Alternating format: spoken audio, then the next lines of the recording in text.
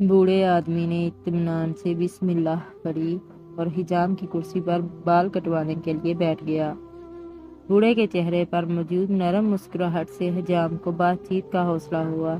हिजाम ने कहा, दुनिया में बहुत से मज़ाहिब खुदा को मानते हैं, लेकिन मैं खुदा के वजूद को नहीं मानता। मुसलमान बूढ़े ने पूछा, क्यों नहीं मानते?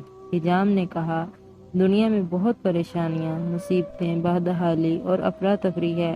अगर खुदा का वजूद होता तो ये सब मुसीबतें और परेशानियां भी मौजूद ना होती।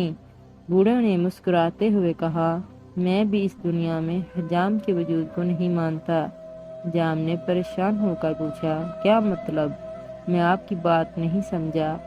बूढ़े ने हिजाम की दुकान से बाहर गुजरते एक गंदे और लंबे बालों वाले शख्स की तरफ इशारा करके कहा, क्या तुम इस शख्स के लंबे और गंदे बाल देख रहे हो? हिजाम ने कहा, हाँ जी हाँ, लेकिन इसका मेरी बात से क्या ताल्लुक? बूढ़े ने नरम लहजे में कहा, अगर हिजाम होते तो लंबे और गंदे बालों वाले लोग भी न होते। हिजाम ने कहा, हम मौजूद हैं, लेकिन ऐसे लोग हमारे पास आते ही नहीं।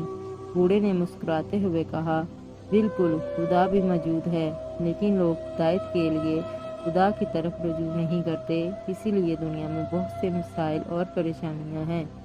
सुब्हानल्लाहि व बिहम्दिही, सुब्हानल्लाहिल अज़ीम।